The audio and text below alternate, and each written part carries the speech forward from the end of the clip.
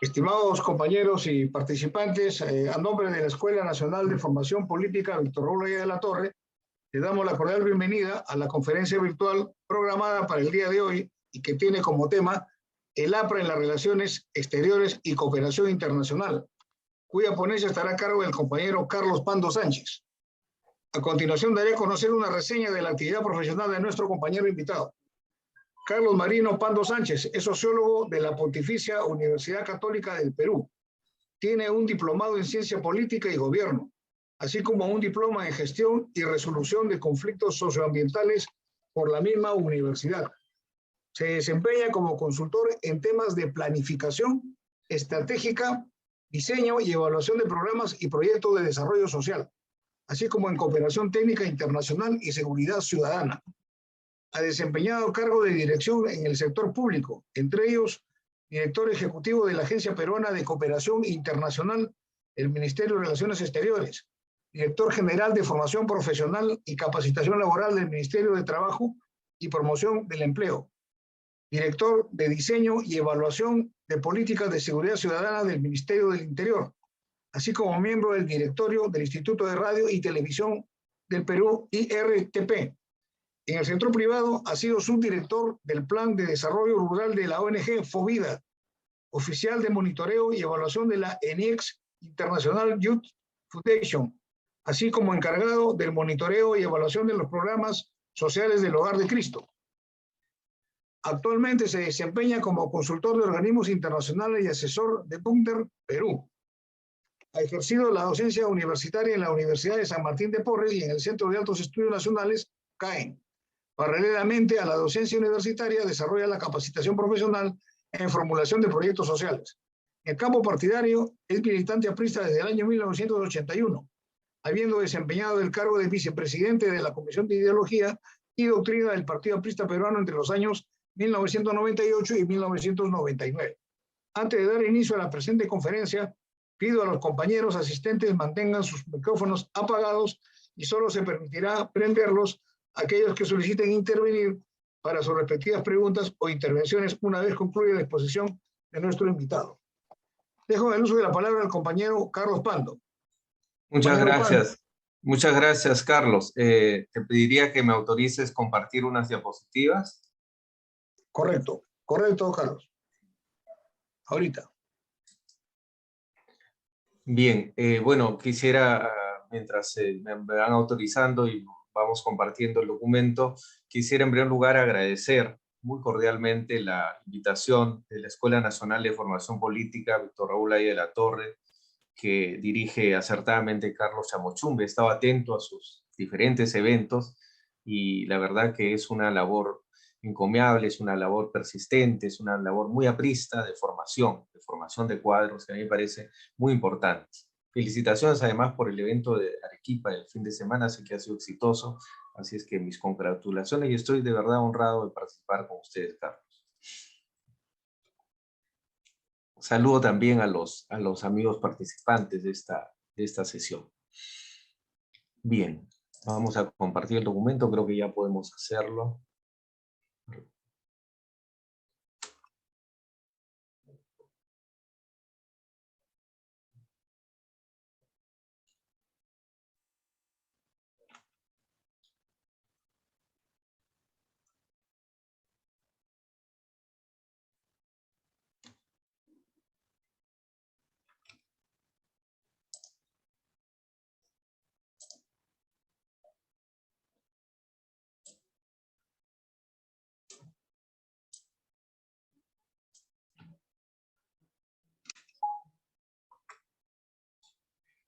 Bien,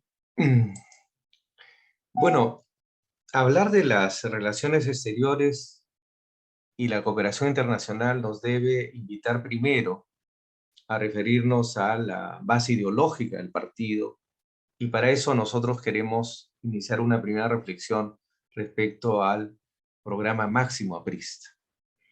Ustedes recordarán que Víctor Raúl Aya de la Torre plasmó en su libro fundacional de ideología aprista, El antiimperialismo y el APRA, los 5 puntos del programa Máximo Aprista, que luego han sido también recreados y revisados a lo largo de la historia por el propio Aya de la Torre, pero que fundamentalmente tuvieron la misma estructura básica y que hasta el día de hoy se mantienen como nuestro norte ideológico, ¿no?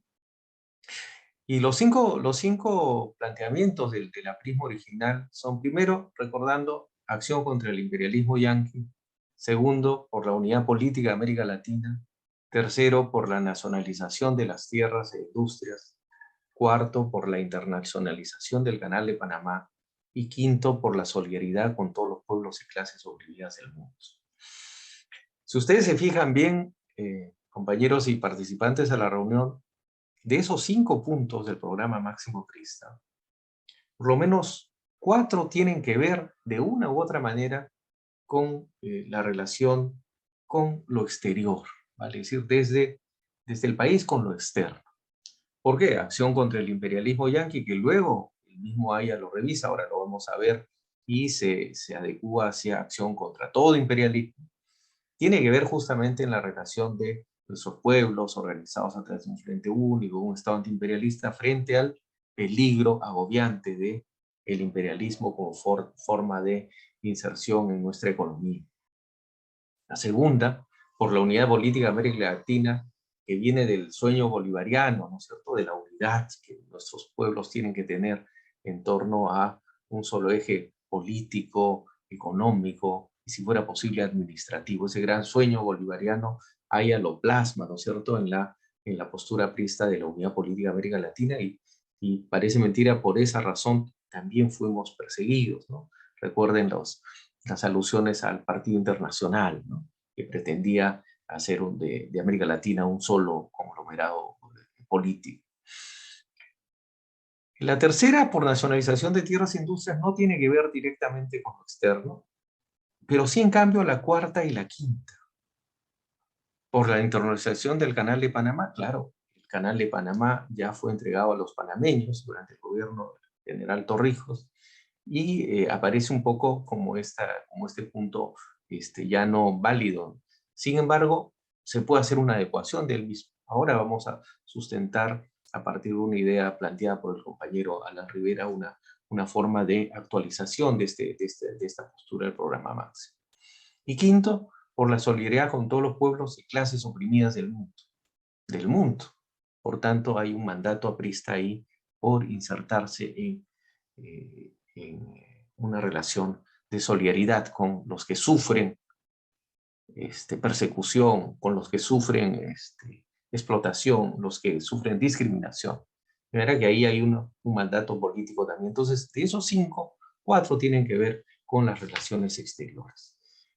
Si eso es verdad, nosotros quisiéramos trabajar en esta presentación en función de aquello. El APRA y las relaciones exteriores a partir de 4 de sus 5 puntos del programa Máximo. 1, acción contra todo imperialismo, ya les decía, haya la postura original de acción contra el imperialismo yanqui, no es que la niegue, sino que la amplía, ¿no es cierto? O sea, contra todo imperialismo quiere decir contra el imperialismo yanqui. En su momento, en los años 40, también contra el capitalismo de Estado de los rusos, de la Unión Soviética, ¿no es cierto? Y contra el nazismo, ¿no es cierto?, que en ese momento eran parte de la lucha de la Segunda Guerra Mundial. Haya, por tanto, en su segunda obra importante, que es 30 años de aprismo, plantea una revisión de esta mirada de acción contra todo imperialismo, contra el imperialismo yanqui, y no lo niega, sino más bien lo amplía y lo vincula a una lucha contra todo imperialismo. Eso es interesante, bien importante en el planteamiento aprista. Por la unidad política de América Latina, yo creo que se debe mantener. Yo creo que obviamente todavía América Latina no está en camino de construir un Estado nacional como es la Unión Europea, pero yo creo que los apristas no debemos renunciar a la posibilidad de vincularnos a nuestros países hermanos a través de ejes de integración mayor. De eso vamos a hablar un poco, cuál ha sido nuestra experiencia durante los años de los gobiernos apristas y en qué medida esto se pudiera lograr más adelante, ¿no? El cuarto punto, ahí sí yo recojo una mención que está en el libro que es El aprismo en el siglo XXI, un aporte del compañero Alan Rivera, quien ha planteado, ¿no es cierto?, que ese punto se debe adecuar a el punto de la internacionalización del Canal de Panamá a un nuevo punto que podría tener las características de por la justa liberación del comercio internacional. Es un planteamiento de Rivera que me parece plausible, me parece que pudiéramos tomarlo como una adecuación, pero en todo caso es una invitación al debate, sobre todo a partir de lo ocurrido durante el segundo gobierno aprista, donde se fomentó el libre comercio y la Alianza del Pacífico como mecanismo de fomento del comercio internacional, pero un comercio internacional que debe ser justo, no debe ser un comercio internacional con una no simetría, sino más bien con una relación comercial equitativa. Y naturalmente el quinto, por la solidaridad con todos los pueblos y clases oprimidas del mundo. Bueno, si ese es el marco teórico aprista, entonces la obligación es mirar qué ocurrió durante nuestros dos gobiernos. Claro, puede ser discutible y decir que efectivamente el aprismo tuvo injerencia política en más de dos gobiernos. Yo me voy a centrar en los dos gobiernos apristas que presidió el compañero Alan García. Es verdad que durante el 45 al 48 también fuimos cogobierno, no fuimos gobierno solos. En el gobierno de Bustamante y Rivero tuvimos 3 ministerios, no tuvimos relaciones exteriores nunca, de manera que me voy a abstener de entrar a analizar el gobierno de Bustamante y Rivero, y nos vamos a centrar básicamente en los gobiernos apristas, los que son reconocidos como tales, que son el del 85 al 90 y el gobierno del 2006 al 2011. Entonces, entremos en ese detalle. Durante el primer gobierno aprista, del 85 al 90, yo creo que de una u otra manera se ejerció el postulado de acción contra todo imperialismo. A través, yo diría, de dos grandes ejes.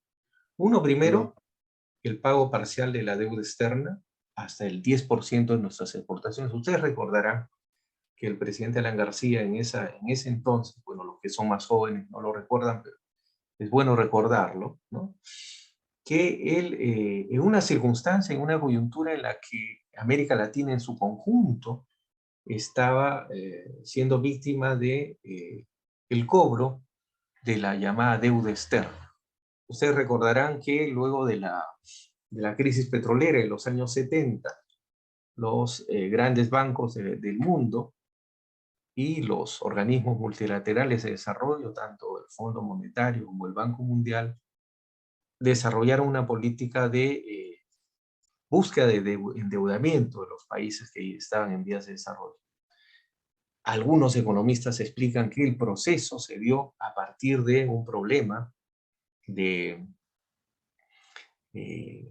tratar de llevar los llamados petrodólares que habían generado la carestía del dólar, la carestía del petróleo durante los años 70, la famosa crisis petrolera post-guerra entre Israel y los países árabes, ¿no es cierto?, Egipto básicamente, la posterior a la guerra del 73, vino la gran crisis del petróleo, ¿no es cierto?, la subida abrupta de los precios del petróleo.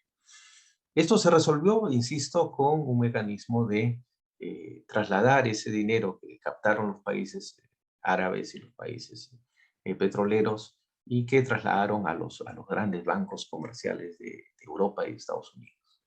Estos a su vez transfirieron dinero hacia países en vías de desarrollo, entre ellos América Latina. América Latina y entre ellos el Perú, en el caso peruano, recuerden ustedes el gobierno militar de General Velasco Alvarado, el gobierno reformista de aquellos años, también generó una importante deuda para hacer obra, infraestructura y para armamentos. Entonces, el gobierno del presidente García el año 85 heredó, ¿no es cierto? Ya lo heredó la democracia desde el gobierno del arquitecto de la UNE, el segundo gobierno, pero el gobierno aprista heredó una deuda externa que era impagable. Ya el gobierno del presidente Belaúnde ya había entrado en rojo, ya no estaba pagándose con continuidad la deuda. Y entonces en una posición que fue una posición, yo creo, ideológica, una posición firme, el presidente García planteó no el pago no la restricción del pago de la deuda, sino la limitación, el pago parcial de la deuda, hasta el 10% de nuestras exportaciones. Yo creo que esa posición iba de la mano con la postura ideológica del partido. Paralelo a eso, hubo naturalmente un enfrentamiento con los organismos multilaterales a partir de del cuestionamiento al llamado consenso de Washington, ¿no es cierto? Ustedes saben que el diagnóstico de los multilaterales de entonces era el Estado benefactor, el Estado de la industrialización por sustitución de importaciones entró en crisis, ¿no es cierto? Y por tanto hay que entrar a una corrección radical, ¿no es cierto? El empoderamiento del discurso neoliberal desde ese entonces planteaba que lo que había que hacer era reducir el Estado, lo que había que hacer era vender las empresas públicas, lo que había que hacer era reordenar la macroeconomía. El gobierno del presidente García desde entonces tiene una mirada más bien, yo diría, concordante con el pensamiento ideológico aprista, ¿no es cierto? Entrar más bien a una negociación con el capital de igual a igual y no a asumir necesariamente la reducción del Estado. Y esa fue una batalla. El presidente García en su libro Metamemorias hace una autocrítica de esta etapa, ¿no es cierto? Es mi obligación decirlo. También tiene una mirada crítica de esa etapa, una autocrítica propiamente dicha, y él considera de que, si bien es cierto, fue una posición honesta, ideológica, sin embargo, pudiera haber sido una posición que generó equívocos y que finalmente determinó un mal posicionamiento peruano en el consenso internacional. De hecho, la lectura autocrítica se va a plasmar ya en el segundo gobierno con una mirada distinta de la economía. Y en el segundo gobierno aprista, justamente, yo creo que se ejercieron del programa máximo dos de los principales puntos. Por la unidad política de América Latina, yo diría que hubieron dos grandes mecanismos, los cuales el segundo gobierno del presidente García tuvo un determinado rol, un determinado protagonismo. Primero, recordemos que se evitó la desaparición del Pacto Andino. El Pacto Andino, que congregaba a través del Acuerdo de Cartagena originalmente a 6 países, ¿no es cierto? Recuerden ustedes la fundación del llamado Pacto Andino, el Acuerdo de Cartagena, los 6 países originales que incluían a todos los países andinos, ¿no es cierto? Venezuela, Colombia, Ecuador, Perú, Bolivia y Chile. Ya por el cuestionamiento del Acuerdo 24, la decisión 24, esta que protegía nuestras economías nacionales, que es cuestionada fundamentalmente por el gobierno chileno, hace que el gobierno de la Chile de Pinochet se retirara del pacto. Entonces ya no éramos 6, sino éramos 5. En estos años también se retira Venezuela, que cuestiona radicalmente el grupo subregional, porque la apuesta venezolana era por justamente la alianza bolivariana y un poco también por fortalecer Mercosur. En ese escenario es que se defiende la validez del Acuerdo de Cartagena, transformándolo en la Comunidad Andina de Naciones. El Perú tiene un rol ahí, en la Comunidad Andina de Naciones se mantiene, y entonces al final hemos tenido básicamente una comunidad andina de naciones más reducida, ¿cierto? Donde está Colombia, Perú, Bolivia y Ecuador, ¿no es cierto? Y donde Chile aparece como posibilidad de retorno, ¿no es cierto? Entonces, una nueva comunidad andina de naciones. Y la participación en UNASUR, que originalmente, recordemos, surge en el 2004 en una reunión en Perú, en Cusco, ¿no es cierto? Durante el gobierno del doctor Toledo es que se da el punto inicial para la llamada UNASUR, que tenía una fuerte aspiración digamos, en la línea de la Unidad Política América Latina, de coadyuvar hacia tener un ente autónomo, digamos, latinoamericano distinto al de la OEA, donde están obviamente Estados Unidos y Canadá. Sin embargo, luego en el transcurrir, y Perú con honestidad y sinceridad participó en ambos gobiernos, y en el gobierno aprista, incluso el presidente García, recuerden, llevó la bandera indoamericana aprista a una de las reuniones de UNASUR. Pero luego, conforme transcurrió el tiempo, UNASUR fue de alguna manera hegemonizado por los gobiernos llamados de la nueva izquierda, del socialismo del siglo XXI. Y entonces ahí hubieron más bien distancias. Yo creo que UNASUR, que tuvo un primer impulso integrador, ¿no es cierto?, coordinador, finalmente se fue derivando hacia un instrumento político, ¿no? Y ahí yo diría que el gobierno aprista tuvo determinados reparos y una distancia. En el segundo gobierno aprista también se trabajó, y acá vuelvo a tomar la postura de Rivera en el libro que es el aprismo en el siglo XXI, por la justa liberación del comercio internacional, ¿cierto? Yo creo que ahí hay dos grandes ejes de intervención del gobierno del presidente García. Primero, el fomento del libre comercio, ¿no es cierto?, a través de los llamados acuerdos de promoción comercial. El más importante, el acuerdo de promoción comercial con los Estados Unidos, que es el año 2009. Segundo, un conjunto de TLCs firmados con varios países, y quizás los más importantes, Canadá, la China, Corea del Sur, Japón y la Unión Europea. También hay varios acuerdos con algunos países europeos y otros del sudeste asiático. Acá reseñamos los más importantes. Y vamos a ver luego sus efectos, cómo es que esto ha permitido el crecimiento, sobre todo las exportaciones peruanas. Y segundo mecanismo, la llamada Alianza del Pacífico. Hablamos hace unos minutos de UNASUR, debemos hablar ahora de cuál era el eje de integración en América Latina. Decíamos, Perú en la comunidad andina, un tanto debilitada por la salida original de Chile, luego de Venezuela, no mucho interés de los gobiernos de entonces, de Ecuador y Bolivia, digamos una comunidad andina debilitada. Y además con una mirada de integración latinoamericana y no de apertura hacia el exterior, que era un poco lo que se quería hacer, ¿no es cierto?, fomentar el intercambio comercial, las exportaciones y las importaciones justas.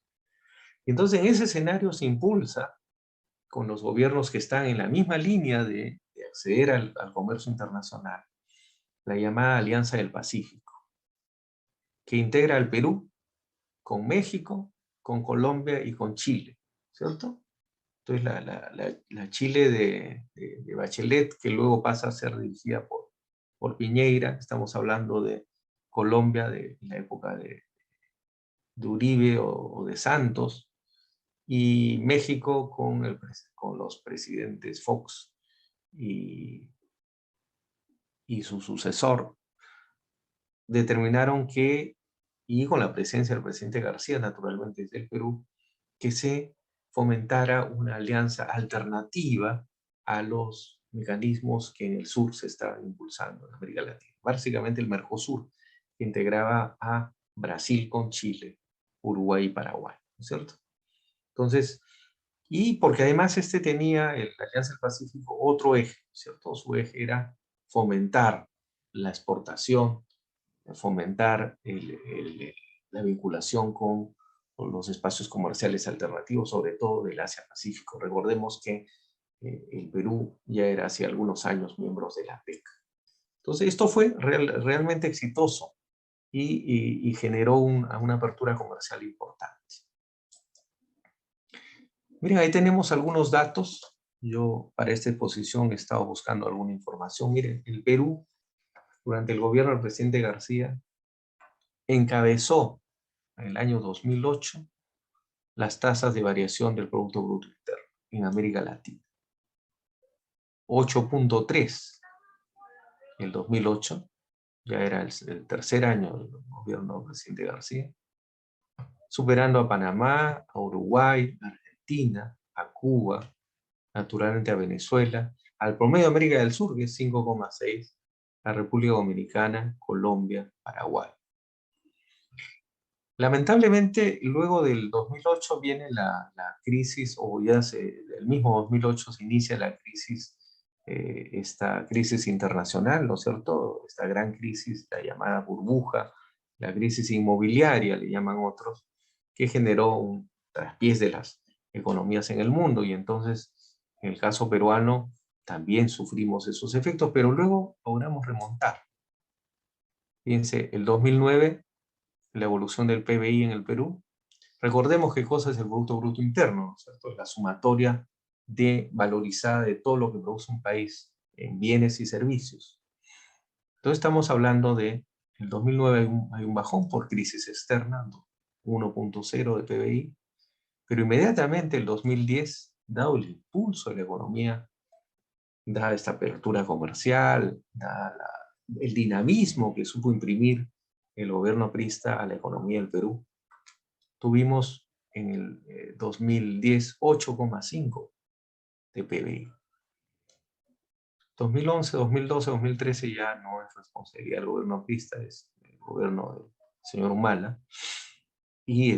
Pero si ustedes miran, el ritmo de crecimiento de la economía peruana, que se mide fundamentalmente por el PBI, resulta sumamente interesante porque refleja las decisiones que, permítanme retroceder la lámina, se tomaron en el segundo gobierno aprista en lo que fue un mecanismo de justa liberalización del comercio internacional. Es verdad que podríamos hacer una lectura crítica también, ¿no es cierto? O sea, habría que hacer, no sé si se ha hecho ya, una mirada crítica de qué ha significado estos acuerdos comerciales. En general, es evidente que hay un crecimiento económico del Producto Bruto Interno y también de las exportaciones. Yo también he buscado alguna información al respecto para que ustedes puedan ver qué ha significado el incremento de las exportaciones. Es un permanente crecimiento de nuestras exportaciones, y eso nos ha permitido consolidar además la infraestructura portuaria, nos ha permitido tener una apertura clara hacia el exterior. ¿Se ha debilitado alguna de nuestras economías? Al parecer no, ¿no es cierto? Es más, se ha incrementado muchísimo la agroexportación. Otro debate es, eso sí, lo dejo en el tintero porque creo que como apristas tenemos que tener una mirada crítica de eso también. Una cosa es el modelo agroexportador y cómo esto nos inserta en una economía de mercado importante, y eso está bien. Otra cosa es el régimen salarial y el régimen de exclusividad que tienen los agroexportadores. Yo ahí sí creo que una futura administración nuestra debería tener una mirada muy crítica de lo que significa ese modelo agroexportador en términos sociales, en términos de relaciones laborales particulares. Yo creo que ahí hay que entrar a una remirada. Ya el Parlamento peruano en sucesivas oportunidades ha hecho algunas correcciones.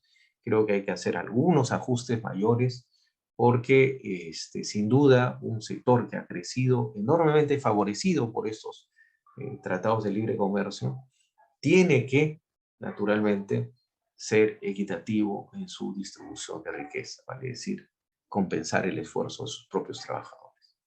Pero ese es un tema que quedará en el tintero y tendrá que ser materia de abordaje futuro.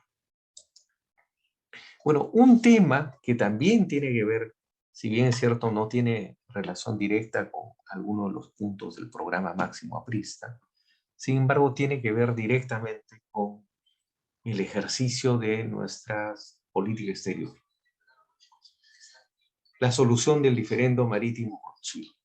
Como ustedes recordarán, y acá no voy a hacer una clase de historia, recordarán que luego de la Guerra del Pacífico, el Perú básicamente perdió dos grandes provincias, Tarapacá y Arica, y recuperamos luego del Tratado del 29, Tacna. Tacna y Tarata para el Perú, Arica para Chile, Tarapacá ya se había perdido durante la guerra. ¿Cierto? Sin embargo, no quedó resuelto el problema del límite marítimo. Ustedes tienen ahí el mapa del Perú en la zona de límite, ¿no es cierto? Y ustedes podrán apreciar que había dos posiciones. La posición peruana, que pretendía trazar una línea limítrofe oblicua desde la frontera del punto final de Tacna hasta el punto C. Y había la mirada chilena que decía no, la frontera se traza más bien de manera horizontal y iba desde el punto de frontera hasta el punto A y se proyectaba hacia las 200 millas. Por tanto, el Perú perdía toda esta área.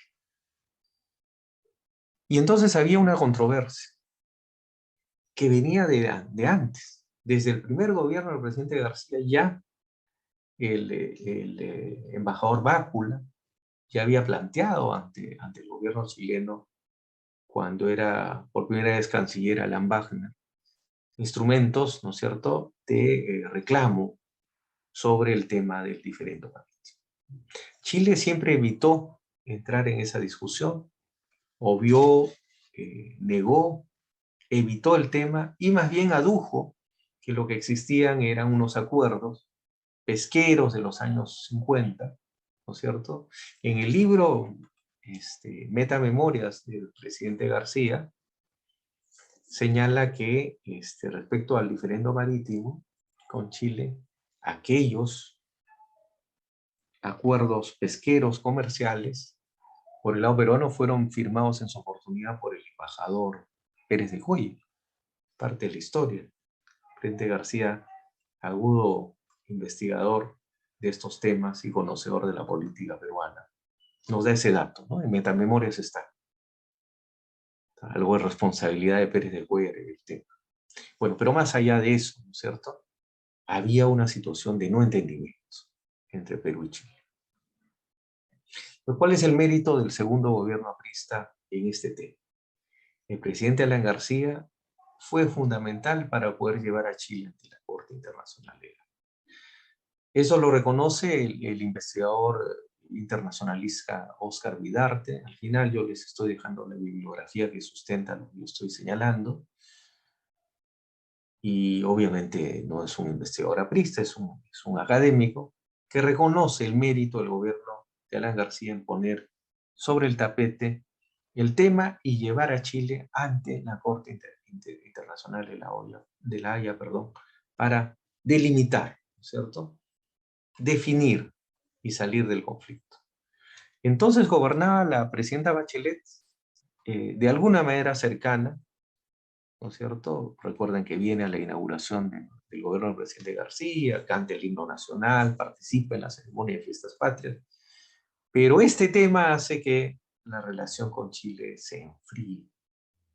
Originalmente, la presidenta Bachelet se mortifica mucho, lo cuenta también Alan García en las Metamemorias, pero la decisión peruana es tomada y no había otra alternativa: ir a un tribunal para que defina a quién pertenecía ese llamado triángulo marino que estaba en discusión, alrededor de 50.000 kilómetros cuadrados o un poco más. De manera que se llevó a la Corte de la Haya. Pero ¿qué pasó con la relación con Chile? Un vecino importante. Algo hablaremos de la relación con otros países vecinos también. Se plantea la teoría desde Cancillería de las llamadas cuerdas separadas, que es una analogía, o sea, digamos, por un lado va el diferendo marítimo, que está en controversia en un tribunal, pero eso no debe opacar, no debe enturbiar la relación comercial con Chile. Con Chile tenemos una gran relación comercial. O sea, hay cerca de 200.000 peruanos que han migrado a Chile y viven y trabajan allá. La cantidad de chilenos del norte, de Arica, de Tarapacá, de Antofagasta, que van a Tacna a turismo gastronómico, a recreación, atención médica, etcétera, es muy fuerte y muy alto. El intercambio entre Arica y Tacna es fluido. Además, hay inversión peruana en Chile y hay inversión chilena en el Perú. Capitales que van y vienen, ¿no es cierto? Ripley, Saga Falabella. Pero también hay el Banco de Crédito con inversiones en Chile, el Grupo Brescia, peruano con inversiones en Chile. Entonces, hay un intercambio comercial fluido. Y en esa línea era conveniente mantener por cuerdas separadas la relación comercial del diferendo. Para lograrlo, además, se tuvo que tener una estrategia fuertísima de acercamiento con dos países claves vecinos que podían incidir en contra del acuerdo hacia el Perú. Ecuador. Ustedes saben que desde que se planteó la doctrina de las 200 millas, Ecuador, Perú y Chile tienen esa mirada, la de las 200 millas, desde los años 40. Durante los años 50 también Ecuador fue parte de esos acuerdos pesqueros, el cual Chile se agarraba para decir, no hay un problema de limitación, esto ya está zanjado. La zona marítima ha sido delimitada de acuerdo a esos convenios pesqueros, que el Perú no asume como válido. Y entonces la postura de Ecuador es clara. La Cancillería logra que el presidente Rafael Correa, firme un acuerdo de límites marítimos entre Perú y Ecuador, lo cual va a debilitar la postura chilena. Lo dice Vidarte, lo ratifica García en sus metamemorias. García nos ilustra en metamemorias y nos cuenta que hay una cercanía personal con el presidente Correa de parte de él. A pesar de las diferencias, ¿no es cierto?, políticas, coyunturales del momento, hay una mutua simpatía. Y por eso el presidente García nunca fue demasiado crítico con Rafael Correa, porque consideraba de que el presidente Correa, al firmar este acuerdo, apostó y apoyó, ¿no es cierto?, la causa peruana del diferendo marítimo. Con Bolivia fue otra la relación. Con el presidente Morales era muy, muy difícil, había una distancia en la práctica muy distante.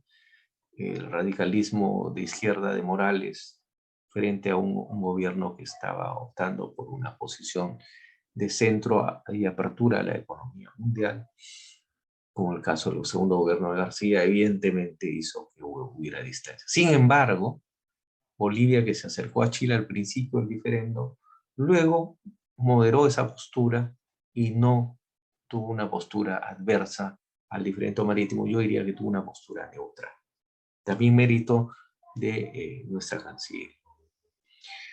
Es verdad que el diferendo no se resolvió durante el gobierno del presidente García, terminó el 2011 y seguía la discusión en La Haya. Estos son procesos largos, son lo que llamaría Fernand Braudel, este historiador francés tan reconocido, un proceso de larga duración, o por lo menos de mediana duración. Y entonces no se resolvió. Se resolvió recién durante el gobierno del presidente Humala. En 2014 se da el fallo y se recuperaron 50.000, algo más de 50.000 kilómetros cuadrados del Mar de Grau para el Perú. Ustedes pueden volver al mapa y ver lo que se recuperó. Chile, de todas maneras, reivindicó alrededor de 16.000 kilómetros cuadrados, que es esta zona que va desde lo que ellos trazaban, lo que el Perú trazaba como oblicua, y Chile tiene ahí parte de su mar territorial al cual nosotros no tenemos acceso. En cambio, sí a esta otra franja. Lo cual, sin duda, resulta importante para el Perú haber reivindicado 50.284 kilómetros cuadrados para el Perú. Mérito de la Cancillería peruana, del Estado peruano, diría yo, que continuó políticas, pero fundamentalmente, como lo reconoce Vidarte, de García Pérez, presidente Alan García, que llevó ante la Corte Internacional de La Haya el diferendo marítimo. Entonces, este es otro mérito de las relaciones exteriores del Perú que yo quería esta noche rescatar con gran mérito. Entonces, recapitulando, yo diría que durante los dos gobiernos apristas, se ejerció en coherencia con el programa máximo por lo menos 3 de los 5 principios que se enarbolaron inicialmente. Bien. Bueno, ahí tenemos un corolario de lo dicho anteriormente, cómo es que evolucionaron las exportaciones peruanas. ¿Cierto? Ustedes ven, desde el 2001, la vuelta de la democracia, fueron increciendo paulatinamente. El 2006, que asumió el gobierno aprista, ya estábamos en 23.561 millones de dólares, precios FOF. Pero esto continuó. 2007 creció, 28.000, 2008, 31.000. La crisis nos hizo bajar. La crisis internacional, 27.073 el 2009 y el 2010, pleno gobierno aprista, 35.073. Y así fue esto creciendo las exportaciones peruanas, que no es otra cosa que el resultado, permítanme retornar a esta política de acuerdos de liberalización comercial y a la Alianza de Comercio Asia-Pacífico y la Alianza del Pacífico con México, Colombia y Chile.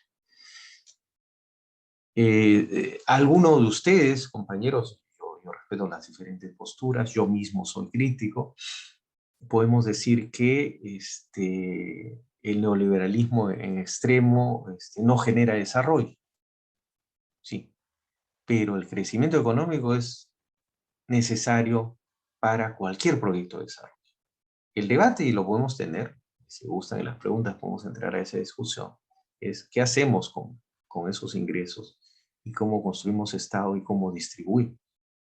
Pero ese es un segundo tema que en política exterior no se ve. La apertura es necesaria y por tanto el crecimiento económico es base del desarrollo económico, sin duda. Y luego viene ya la distribución. Bueno, un tema que permítanme de manera personal referirme a, porque tuvimos el honor y el encargo del presidente García de conducir los destinos de la Agencia Peruana de Cooperación Internacional durante el segundo gobierno aprista. Es un tema que me resulta muy caro y muy cercano.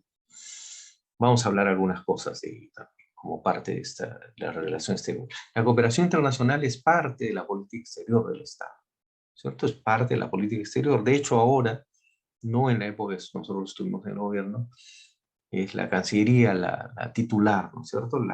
El ente rector. En nuestra época era APSI, tenía mayor protagonismo, pero igual siempre fue parte de la política exterior del Estado. Muy rápidamente contarles, para los que no conocen mucho, darles algunos datos básicos, ¿no? Para ubicarnos. ¿De qué hablamos cuando hablamos de cooperación internacional? Bueno, la cooperación internacional, grosso modo, tiene dos grandes dimensiones. La cooperación financiera, reembolsable, que es el endeudamiento. Cuando un país o un organismo multilateral da un préstamo blando al Perú en este caso, hablamos de cooperación financiera reembolsable. ¿Reembolsable por qué? Porque tenemos que devolver el préstamo. ¿Por qué es cooperación? Porque son tasas de interés menores, lo que se llama tasas de interés blandas, no comerciales. Sin embargo, lo que se entiende como cooperación internacional clásica es la cooperación para el desarrollo, que tiene a su vez varios tipos. La no reembolsable, que es la donación propiamente para proyectos de desarrollo, la llamada cooperación técnica, ¿cierto? Intercambio de técnicos, de pasantías, becas, de metodologías, y una subrama que es la cooperación sur-sur, cooperación triangular, que es bien interesante para el caso peruano, porque en este marco el Perú también, desde el gobierno aprista, y ese es yo creo un mérito de la administración aprista, impulsó el perfilar al Perú como cooperante técnico para América Latina y otros países de igual o similar desarrollo. Entonces, una primera idea que yo quería transmitirles cuando hablamos de cooperación, de qué estamos hablando. La cooperación ha tenido su propia historia, ¿no es cierto? Y el Perú no ha sido ajena a ella.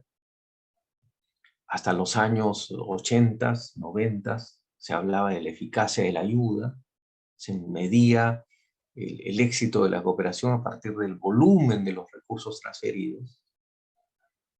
Desde fines de los 90 y el siglo XXI, evidentemente, ya hay una mirada más bien por la eficacia del desarrollo. O sea, ya no interesa cuánto se transfiere en volumen, sino más bien si esa transferencia dineraria ha generado desarrollo.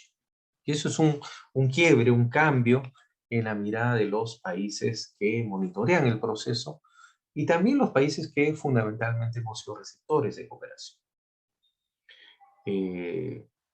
Nuestra norma de cooperación, que es el Decreto Legislativo 719, define la cooperación como un mecanismo complementario a las tareas del desarrollo del país. No al revés, ¿no es cierto? No es que con cooperación vamos a resolver los grandes problemas, por ejemplo, de pobreza o de infraestructura, no. Es el Estado, son los actores sociales del país, también la empresa privada a través de su responsabilidad social, y el Estado, que debe dar las directrices, ¿no es cierto? ¿Quién debe asumir en sus tres niveles de gobierno? Nacional, subnacional y local, los que deben dar la pauta de las tareas del desarrollo. Entonces la cooperación se suma como un mecanismo complementario a los esfuerzos del Estado. Hay un dato importante. El Perú, además, hace varios años ha sido definido como país de renta media alta. Esto quiere decir que el Perú, además de recibir cooperación, debe perfilarse como oferente de cooperación técnica. El Perú ha recibido cooperación desde los años 60 para acá, ¿no es cierto? Estamos hablando de 60 años de cooperación ya hacia el Perú, en líneas generales, y por tanto ya a estas alturas el Perú también tiene que ofertar cooperación técnica hacia el exterior, hacia países de similar desarrollo. Para que tengan una idea, ahí yo les pongo un cuadro. La cooperación clasifica a los países del mundo en tres grandes bloques. Los países de renta baja, que tienen menos de $905 por habitante. ¿Qué cosa es la renta media? No es otra cosa que la división del Producto Bruto entre el número de habitantes. Y puede haber países de renta media baja y de renta media alta también. Y países de renta alta. Para hablar en un lenguaje un poco más coloquial y cristiano, diríamos que los países de renta baja, básicamente África, algunos países del sudeste asiático, en América Latina muy pocos ya, Haití, Nicaragua, Bolivia dejó de ser país de renta baja hace varios años, y casi todos somos países de renta media. Y los de países de renta alta, por cierto, los países que tienen más de $11.116 por habitante, que son los países desarrollados en general, Europa, Norteamérica, etcétera, ¿no? Miren, el Perú evolucionó para el 2007, segundo gobierno aprista, 3.340, éramos país de renta media. El 2008 ya pasamos a ser renta media alta, pleno gobierno del presidente García. Actualmente, antes de la pandemia, éramos muy claramente renta media alta con 7.360. Me parece que esta cifra se ha ajustado por la pandemia, pero seguimos siendo país de renta media alta. ¿Esto qué significa? Que los recursos de cooperación hacia Perú tienden a disminuir. Había una excepción por la pandemia, ¿no? que ahora se ha visto, pero en todo caso es un tema de por tener en cuenta, ¿no? Perdón. Bien. Bueno, ¿cuál fue la gestión aprista durante el segundo gobierno aprista? A ese me referiré. Durante el primer gobierno aprista no existía un organismo de cooperación internacional claramente definido, así es que no vamos a hablar de esa etapa. Vamos a hablar de la etapa en que existió la Agencia Peruana de Cooperación Internacional, fundada en el 2002 durante el gobierno del presidente Toledo. Así que el gobierno aprista la asume el 2006. En ese periodo dirige la agencia peruana Agustín Aya de la Torre, ¿cierto? Hijo del héroe de la Revolución de Trujillo, del mismo nombre, Agustín Aya de la Torre, y Cucho Aya de la Torre de la Rosa es quien asume, ¿no es cierto?, la primera gestión, ¿no? Hasta el 2008, 2006-2008. Y en esa etapa se da una modificatoria a la ley fundacional de APSI, la 27692, un arduo debate en el Parlamento. El Parlamento peruano, mayoritariamente con votos de todas las bancadas, ¿eh? Votos fujimoristas, apristas, pero también humanistas, ¿no es cierto?, del PPC y de otros sectores, dieron una ley modificatoria de la ley de APSI que les daba al APSI, que ampliaba la potestad fiscalizadora a ser una potestad también sancionadora del mal uso de recursos de la cooperación. Le da un mandato de fiscalización y supervisión de la cooperación privada, le hace ONGs. Durante la gestión de Agustín Aya, se crean entonces, en consecuencia de aquello, la Dirección de Fiscalización y Supervisión, y se aprobó el reglamento de infracción y sanción, y se puso en marcha. Yo creo que fueron los grandes logros de ese periodo.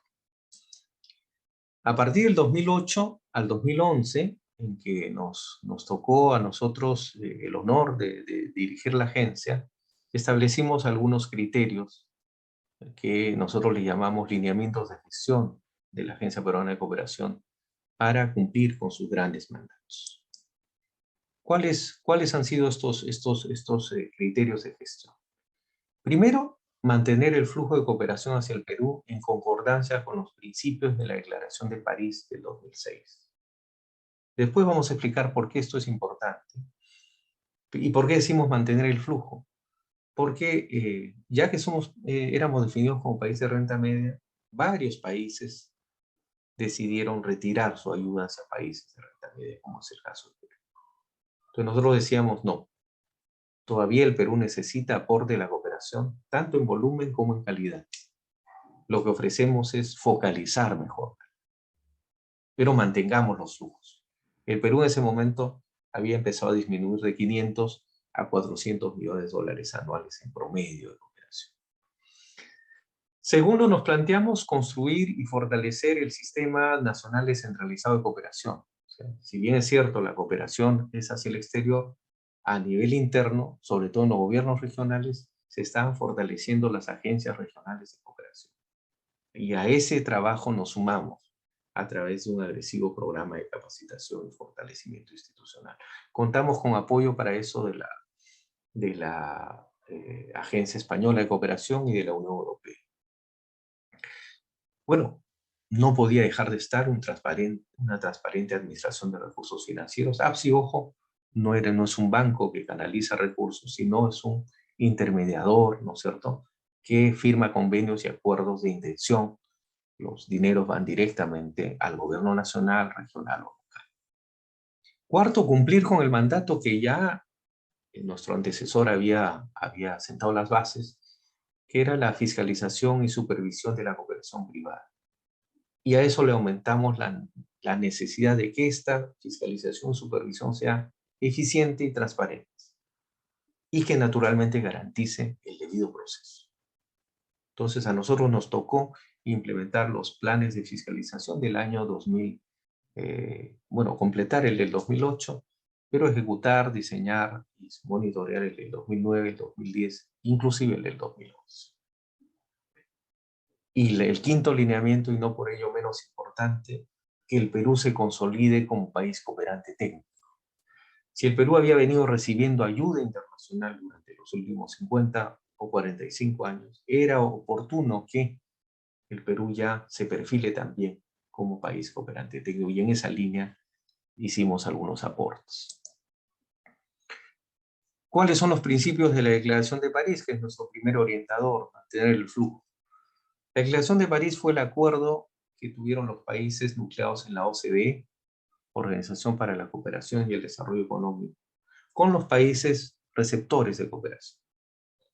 Y entonces ahí se acordó que la cooperación tenía que cumplir algunos principios básicos, que luego se han ido transformando y que se han ido, digamos, adecuando y se han ido nutriendo, pero los principios básicos están ahí. La Declaración de París fue suscrita por el Perú recién en el 2006, se dio el 2005, pero el Perú la suscribe el 2006. Tiene 5 principios. Alineación, quiere decir que los proyectos que vienen del exterior tienen que estar alineados a nuestros programas de desarrollo. Apropiación, quiere decir que, si bien es cierto, pueden ser diseñados fuera, tienen que conversar con nuestros técnicos y hacerlos nuestros, o en su defecto nosotros construir nuestros proyectos y que la cooperación los haga suyo. Tiene que haber una labor de apropiación. Armonización, no debemos intervenir en el mismo espacio geográfico sumando cooperación japonesa con alemana, con belga o con suiza, si hay otros espacios y territorios que no han sido cubiertos por la ayuda internacional. Gestión por resultados, naturalmente en la línea de resultados de la cooperación internacional ya no se trata de solamente volúmenes, sino de que medir, ¿no es cierto?, a través de indicadores y medios de verificación en qué medida esto es o no eficiente. Rendición de cuentas y mutua responsabilidad. No solamente asume responsabilidad el que dona o solamente el que ejecuta, como normalmente se puede entender, no. Hay una mutua responsabilidad, incluso el beneficiario tiene que ser incorporado. Se entiende que la cooperación es una alianza de varios en la línea de socios para el desarrollo. Bueno, algunos documentos de ese entonces, ¿no es cierto? Que la Política Nacional de Cooperación Técnica Internacional, que luego, el 2012, naturalmente, el siguiente gobierno la modificó. Dicho sea de paso, en estos días está por aprobarse una nueva Política Nacional de Cooperación. Sin embargo, la estructura básica de la política está definida, tiene los mismos ejes, son proyectos orientados uno hacia infraestructura básica, o el otro gran componente es el componente del Estado Nacional, el otro son emprendimientos económicos y el otro es el tema medioambiental. Son los 4 grandes ejes de la política, ¿no?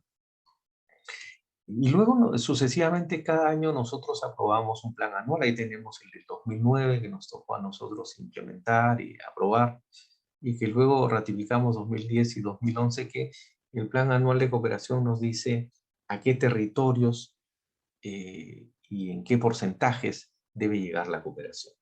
Son instrumentos de política. Naturalmente, esto es un arte. El Estado peruano establece un instrumento de política, establece una planificación y luego la negocia con el cooperante externo. Y eso es todo un arte, ¿no? No necesariamente feliz, ¿no? Porque, obviamente hay que decirlo, cada país, parte de su política exterior, tiene prioridades, tiene temas. Entonces, hay la habilidad de la agencia y de sus profesionales de saber negociar y lograr que lleguemos a un acuerdo.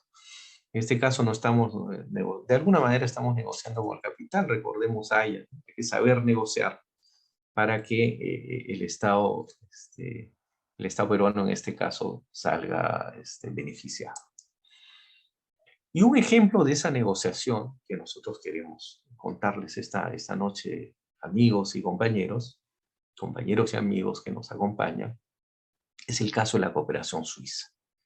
Como les dije hace unos minutos, el Perú ya era considerado país de renta media alta el año 2007, el año 2008, ¿no es cierto? A nosotros nos tocó entonces una situación en la cual varias agencias se retiraban del Perú. Porque claro, si es un país de renta media alta ya no necesita tanto apoyo. Se fueron de hecho las oficinas de los países nórdicos, Noruega, Finlandia, Suecia, Dinamarca. Mismo Inglaterra disminuyó su ayuda. Pero habían otros grandes amigos del Perú que querían mantener su ayuda hacia Perú.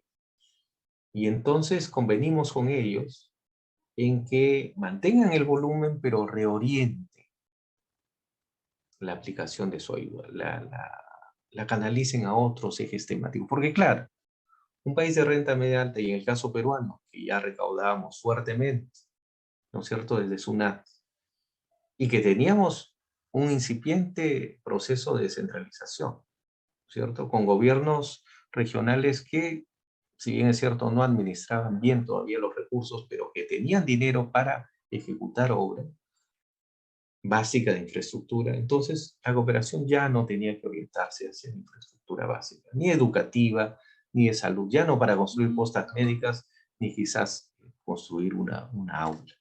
Eso tenía que encargarse el Estado. Entonces los suizos dijeron, vamos a transformar nuestra antigua COSUDE, Cooperación Suiza al Desarrollo, y vamos a crear y vamos a impulsar la Secretaría Económica y Comercial, ayuda al desarrollo económico y productivo.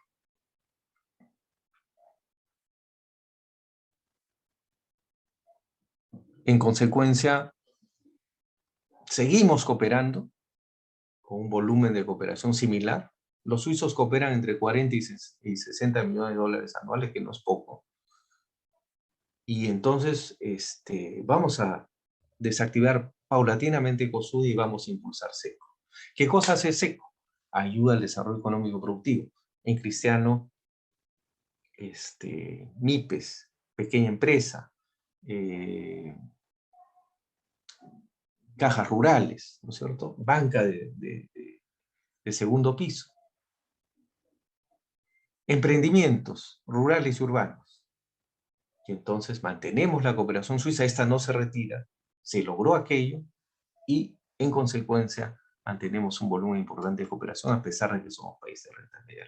Creo que esa labor nos tocó y por eso creemos que logramos acuerdos importantes hacia el Perú. Todavía la cooperación suiza se mantiene en Perú, de manera que eso es un logro que también podemos anotarle al gobierno del presidente García.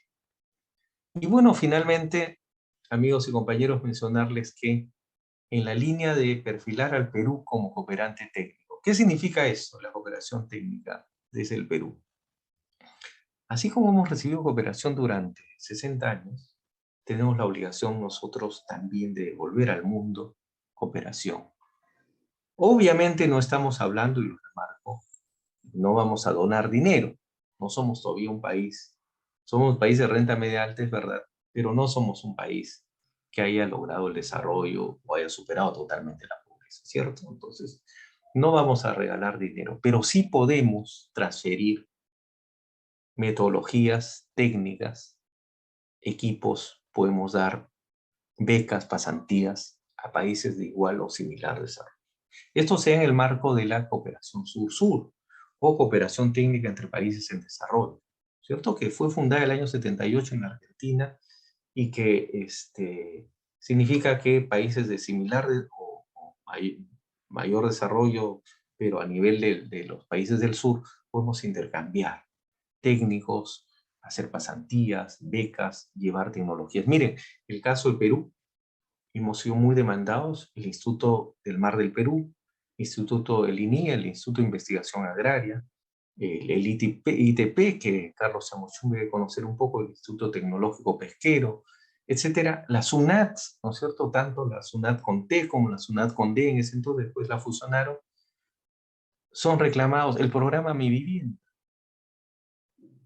los programas medioambientales y recojo basura de San Borja y San Isidro, son invitados a otros países sus técnicos y esto es financiado mutuamente por el gobierno peruano y por el gobierno que lo recepciona para que se lleve tecnologías y técnicos peruanos a fortalecer sus actividades estatales.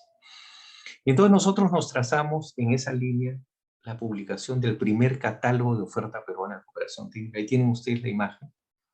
Y luego de ello, el Estado peruano ha ido, menos mal, se ha continuado como política de Estado, publicando cada 2 o 3 años una actualización de este catálogo, donde está consignado toda la oferta que el Estado peruano puede ofrecer a países de similar desarrollo. Eso es una buena práctica. Cuando usted va a una embajada del Perú en el extranjero, encuentra el catálogo, usted puede revisar y naturalmente los amigos de otros países nos requieren para que el Perú también participe en la cooperación técnica internacional. Muy bien. Bueno, la bibliografía que yo he mencionado rápidamente, el libro Metamemorias de Alan, nuestro propio trabajo, Perú, País de Renta Media, el texto de Alan Rivera y el profesor Oscar Vidarte en el diferendo marítimo y la estrategia política y diplomática del Perú. Muy bien, estaré entonces, con esto cierro y estaré atento a las preguntas y los comentarios, Carlos. Gracias. Muchas gracias, compañero Carlos Pando. A continuación vamos a entrar a la estación de preguntas. Los asistentes que deseen intervenir con alguna pregunta o consulta a nuestro invitado, sírvanse a solicitarlo a través del chat o levantando la mano.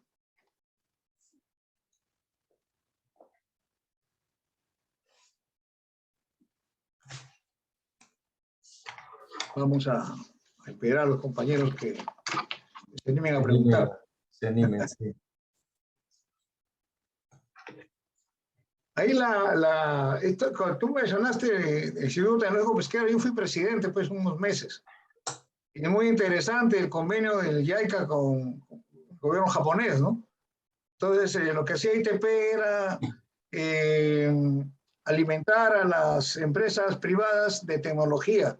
Por ejemplo, hacíamos nosotros empanizados, hamburguesas de pescado, ¿no? Y podíamos enseñar eso a las comunidades y también a las empresas privadas, ¿no? En lugar de producir harina, claro, nosotros hacíamos una serie de productos con la anchoveta, por ejemplo, ¿no? Porque la anchoveta la mayoría se va para harina, el Perú es un país harinero, todavía no nos acostumbramos a comer anchoveta. Por ejemplo, hacíamos una serie de productos, como por ejemplo la hamburguesa. Yo me acuerdo que mis hijos estaban chicos en ese tiempo y ellos iban con su hamburguesa de pescado, que salía baratísimo, tremendas hamburguesas. Claro que sí, claro que sí, claro que sí. Tenía bastante vitaminas, omega y todas esas cosas, ¿no? Sí, y mira, Carlos, sí, en realidad se perdió esto. Y mira, uno de los entes que eran reclamados en América Central era que técnicos del ITP y de IMARPE viajaran a trabajar porque claro, ¿quiénes nos demandan como cooperantes técnicos? Son los países de menor desarrollo. Entonces tú tenías en ese entonces a Costa Rica, Nicaragua de entonces, ¿no es cierto? No con el gobierno actual, sino con otro gobierno que invitaban a técnicos peruanos a que se trasladen. Y ahí yo me acordé de que tú has estado vinculado al tema pesquero siempre. Tú eres ingeniero pesquero, el ITP y el IMARPE. Pero también el INIA. Mira, por ejemplo, el programa Mi Vivienda, que no es programa nuestro, hay que ser honesto en reconocerlo, es un programa que heredamos. Sin embargo, el esquema de Mi Vivienda era reclamado y varios países de Centroamérica demandaban que nuestros técnicos vayan. ¿Y cómo se produce el mecanismo? Es un compartir costos. Por ejemplo, van 2 meses unos técnicos del Ministerio de Vivienda a trabajar con el Ministerio de Vivienda, por decirte, de Nicaragua. Y entonces, ¿quién paga? El Estado peruano, ¿no es cierto?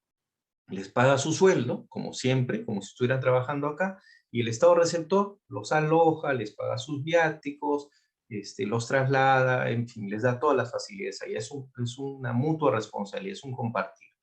Eso se llama cooperación sur-sur, es cooperación técnica entre países en desarrollo. Y está bien que el Perú lo haga, ¿no es cierto? Cuanto más hagamos eso, de alguna manera estamos devolviendo lo que hemos recibido durante 60 años de cooperación, de manera que nosotros tuvimos el honor, lo he mencionado, de trabajar el primer catálogo. Ya se hacía naturalmente antes que lleguemos cooperación técnica peruana que iba hacia afuera, pero no se había sistematizado. Entonces nosotros lo sistematizamos, lo organizamos y ha quedado, mira, como política de Estado. Cada 2 años APSI sigue publicando ese catálogo original que ya ha crecido. Ojalá lo amplíen al sector privado. Todavía sigue siendo la mirada de qué oferta el Estado. Pero ahí está. Y eso es un logro también. Bueno, lo que pasa es que, por ejemplo, ahora ITP se denomina Instituto Tecnológico del Perú, ¿no? Ajá. Donde lo que hacen es, por ejemplo, han entrado al rubro zapatos, tienen ya varias unidades en varios sitios del Perú, pero no está mal. Pero yo considero que el tema pesquero es un tema muy especial porque el Perú es un país, como tú sabes, pesquero, ¿no? Cierto. Y la idea era establecer, por ejemplo, digamos, puntos piloto en la sierra peruana para aprovechar los espejos de agua y criar, por ejemplo, peces que se adecúen a esa temperatura, ¿no? No truchas, etcétera, ¿no? De manera que el proyecto era grande, pero y Alan García lo apoyó, ¿para qué hay que decirlo, no? Lamentablemente, cambio de gobierno y a comenzar de nuevo, ¿no? Sí, Una mala sí, costumbre sí. que tenemos, ¿no?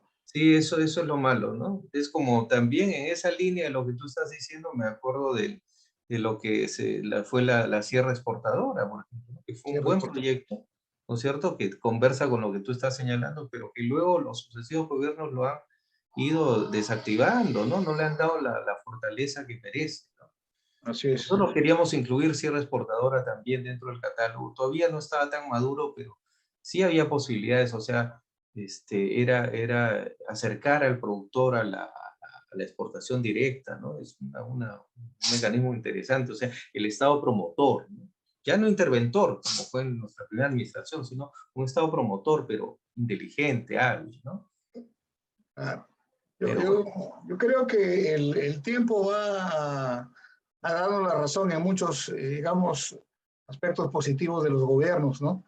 De Alan García, ¿no? Que, ciertamente, mira, yo me he esforzado esta tarde cuando ustedes me invitaron, Carlos, y conversamos el tema, yo decía, sí, pero a ver, ¿cómo lo enfocamos, no es cierto? Entonces, yo he tratado de enfocarlo apristamente, ¿no es cierto? En función, como habrán visto, de los sí, grandes lineamientos ideológicos del partido, qué cosa tiene que ver con lo externo y lo que hemos hecho en los dos gobiernos. Entonces, que han sido dos experiencias distintas, hay que reconocerlos con un signo, con un mandato ideológico diferente, vamos a decirlo así, como el mismo García lo refiere, pero que, sobre todo el segundo gobierno ha sido, yo creo, excesivamente satanizado, como si no se hubieran tenido logros. Y es todo lo contrario, ¿no es cierto? es, La historia nos está dando la razón que el segundo gobierno aprista fue uno de los gobiernos más serios y responsables que ha tenido el Perú en el siglo XXI, sin duda, ¿no?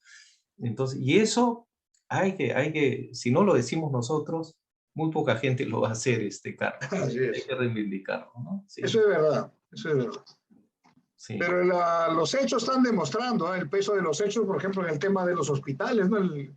En el segundo gobierno de Alan García se han construido hospitales, infraestructuras que ahora se están usando, ¿no? Ahora ya todo el mundo está callado porque se han tenido que usar a pesar de que ha habido problemas de infraestructura porque faltó tiempo, ¿no? Pero, hombre, ahí está, ¿no? Está el Hospital del Niño en Javier Prado, el Hospital Negreiros en el Callao y otras infraestructuras más. Eso Compañeros, del, ¿alguna pregunta? Yo estoy hablando, ¿no? Las preguntas sí, a ver, con invitemos, quizás por sí, chat. el compañero Norberto Lajo, compañero Lajo. Sí, Bueno, sí, compañero.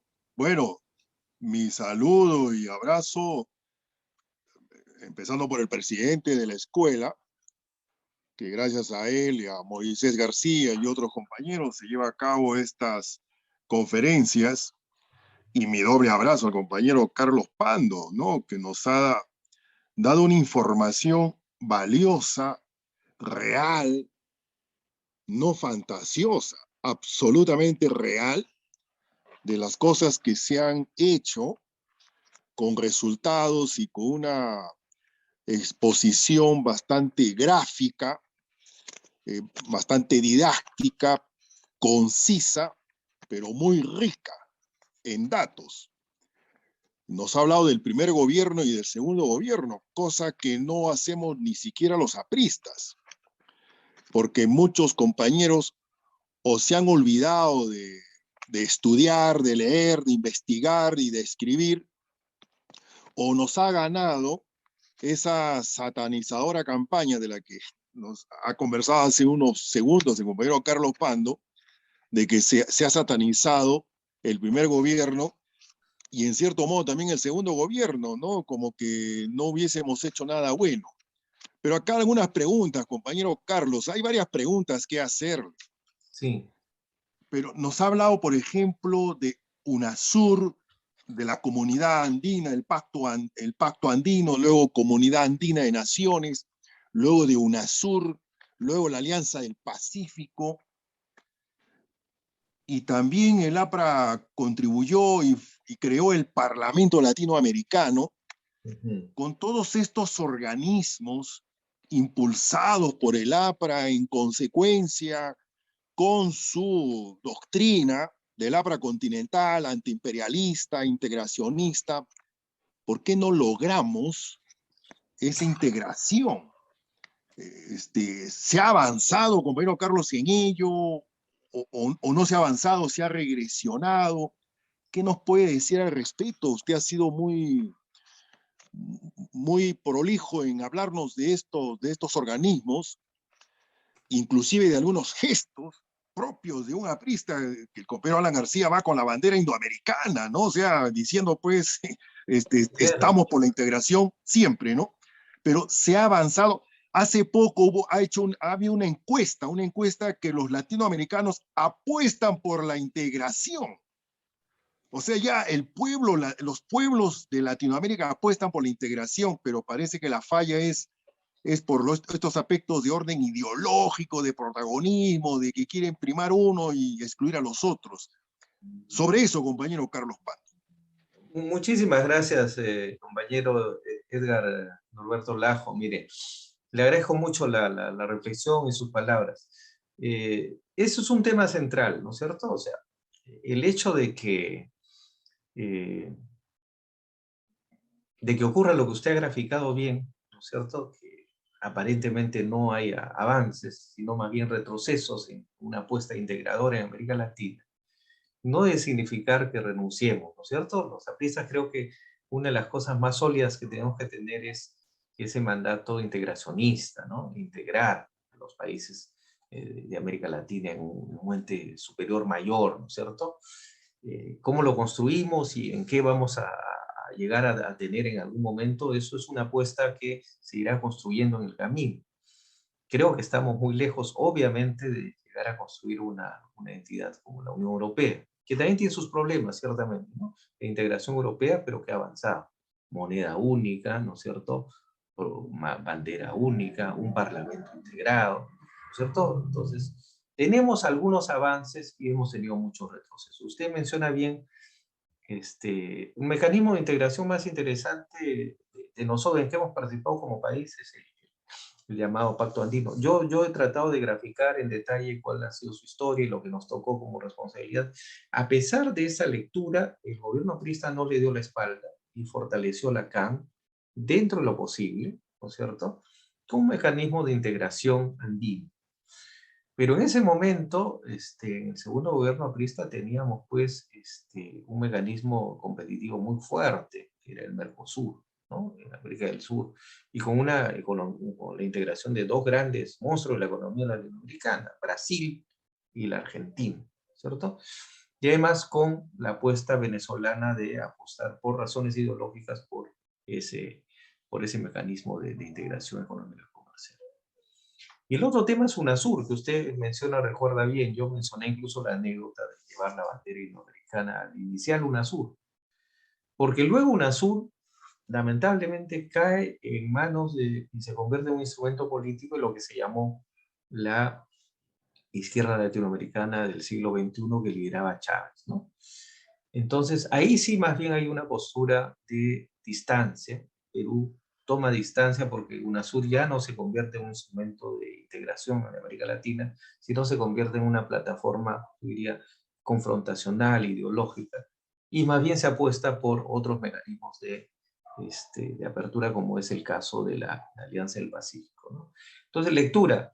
Yo creo que lamentablemente América Latina no ha logrado avanzar en esa línea. ¿Qué debemos hacer desde una postura aprista al respecto? Yo creo que hay que persistir, ¿no es cierto? Buscar quizás otras formas de integración. Hay otros mecanismos de integración que debemos fomentar más. Por ejemplo, yo diría, además de los mecanismos de integración comercial y económica, tendríamos que mirar también los mecanismos de integración cultural o educativa, ¿no? Yo creo que por ahí podríamos los latinoamericanos comenzar a establecer mayores lazos. En la práctica, así ocurre, ¿no es cierto? La integración cultural, la integración a través de las danzas, a través del intercambio de historia, el intercambio literario, pueden ser mecanismos que pueden ir en lo que se llama la soft diplomacia, ¿no es cierto? La diplomacia blanda, ir quebrando estos aparentes rupturas, ¿no es cierto? Y lo otro es la realidad, ¿no? Mire, ¿qué ha pasado? ¿Qué ha sucedido? Salvo algunas excepciones. ¿Qué ha sucedido a partir de la migración venezolana? ¿No es cierto? En general, ¿no es cierto? Salvo algunas excepciones, me parecen los problemas en Chile. En general, los venezolanos que han huido, ¿no es cierto?, de la crisis económica generada por el gobierno de Chávez y Maduro, han sido escogidos por los otros latinoamericanos, ¿no es cierto? En general, ¿no es cierto? En Perú tenemos cerca o alrededor de 1 millón de venezolanos, en general integrados, ¿no es cierto? Hay obviamente comportamientos marginales, podemos discutir efectivamente que hay gente que se porta mal, pero digamos, yo diría que un 80% de inmigrantes se han integrado a las economías. Entonces, el mecanismo migratorio es un mecanismo de efectiva integración que habría que retirar, ¿no es cierto? ¿En qué medida eso está? Peruanos en el exterior, en América Latina, tenemos 200.000 y 100.000 en Chile y en Argentina, respectivamente. O sea, habría que mirar cómo hay mecanismos de integración real, ¿no es cierto? Y a eso hay que construir ya la arquitectura administrativa de una integración política, ¿no? Esa sería mi respuesta, no abdicar de la postura. Gracias, Edgardo, muchas gracias. Conforme, muy satisfecho con su respuesta, compañero. Para que nos pueda ilustrar, si es que está en sus manos hacerlo, Sí. con el APRA se inició los gabinetes binacionales con Ecuador o fue con un gobierno anterior? Mire, no lo tengo con precisión. Lo que podría decirle con precisión es que sí tuvieron mucho realce, particularmente a partir de una muy buena relación personal del presidente Alan García con el presidente Rafael Correa. Yo lo he mencionado, además está publicado, ¿no es cierto?, cómo es que la firma que hace Rafael Correa del acuerdo de límites marítimos durante el gobierno aprista debilitó la postura chilena ante la AEA, ¿no?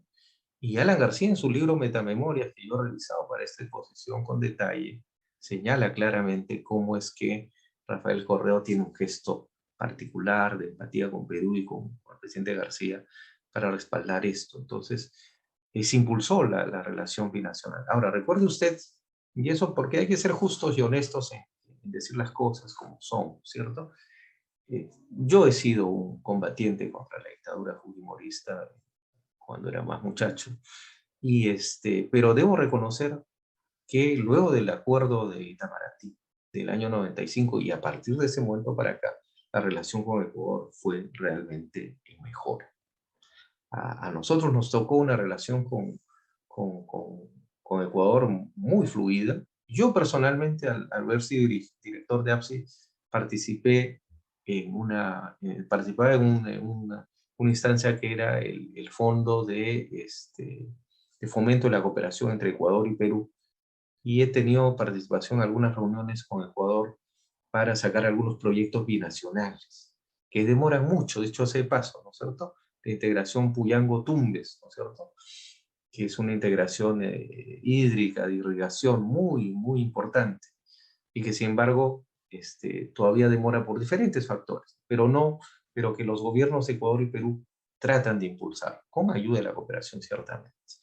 Entonces ha avanzado muchísimo la integración con el Ecuador. Ya con Ecuador no podemos hablar de, como antes del 95, de un escenario de confrontación o posible guerra cada cierto tiempo, sino que hablamos más bien de un proceso de integración real, ¿cierto? Con Ecuador es fluido el comercio, con Ecuador se pueden desarrollar proyectos integradores. Entonces, yo creo que con el gobierno aprista, en todo caso, si no se iniciaron, se consolidaron.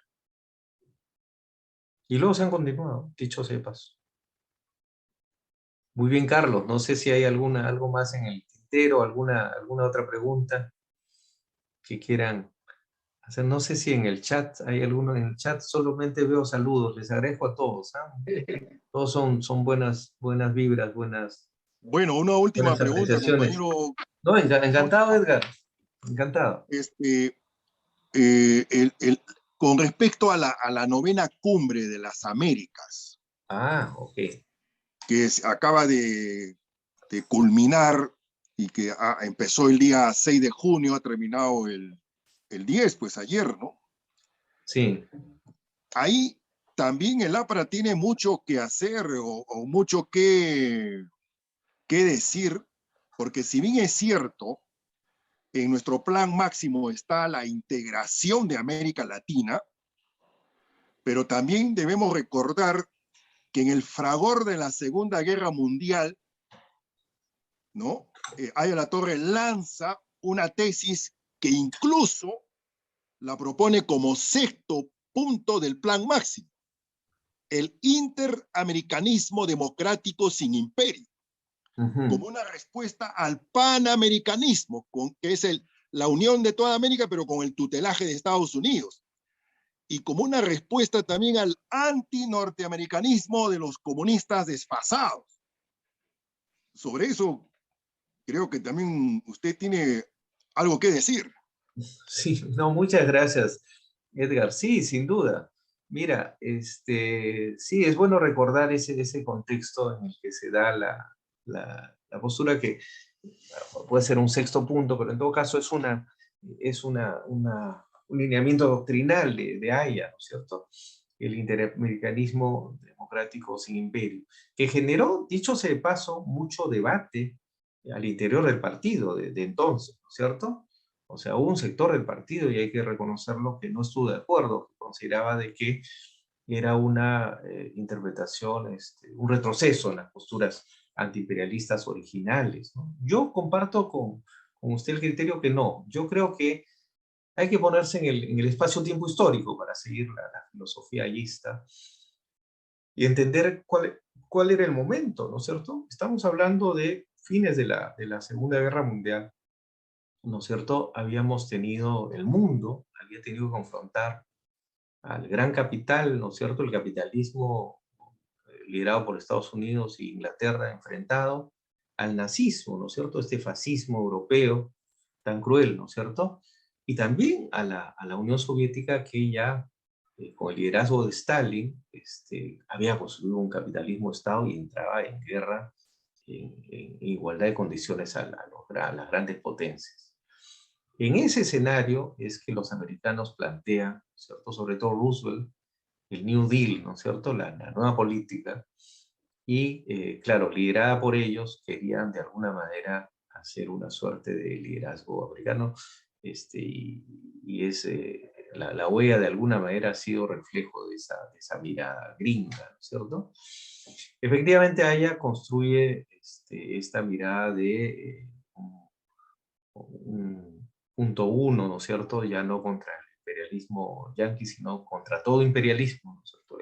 El nazista, el capitalismo de Estado, etc. Y en América Latina, y bueno, en América en general, el interamericanismo democrático sin imperio, que ha sido mal interpretado, creo yo. Yo creo que es una apuesta interesante. Esta cumbre de las Américas, lamentablemente, que no le he seguido con mucha atención estos días. Entiendo que el presidente Castillo ha estado presente, pero me parece que no ha tenido un rol muy eficiente. Por ahí veía algunas anécdotas, pero a ver, revisaré qué pasó finalmente. Yo creo que la OEA ha devenido un mecanismo bastante debilitado por los mecanismos alternativos, pero es el gran foro de debate en las Américas. O sea, no hay que perder de vista eso. O sea, más allá de que podemos construir alternativas latinoamericanas independientes y que eviten tutelaje gringo, sin embargo, el foro de las Américas, sin duda, es en el que participan Estados Unidos y Canadá y todo Centroamérica. De manera que no podemos dejar de mirarlo como un espacio también de participación importante. Sí, buenas noches, Enrique Bazán, buenas noches, estoy atento.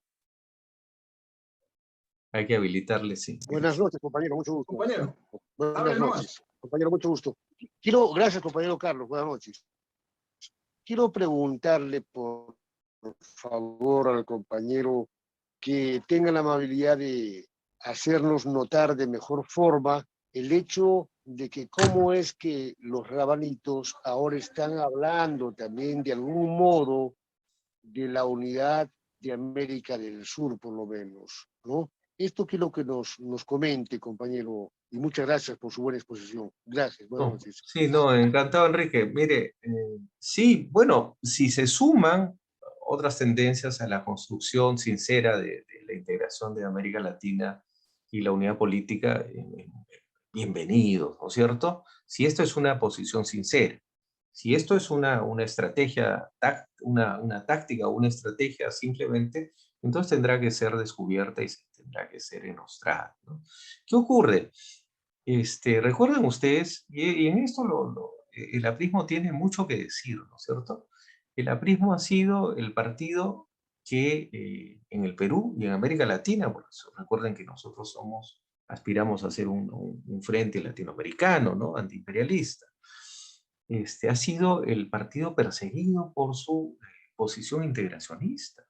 Entonces nosotros, en los años 30, la célula parlamentaria aprista fue desalojada de la constituyente del 31 al 32, ¿no es cierto? Los apristas fueron perseguidos, fueron prisioneros y desterrados por tener una posición integracionista, porque nos acusaron de partido internacional, porque desfilábamos con las banderas de América Latina, ¿no es cierto?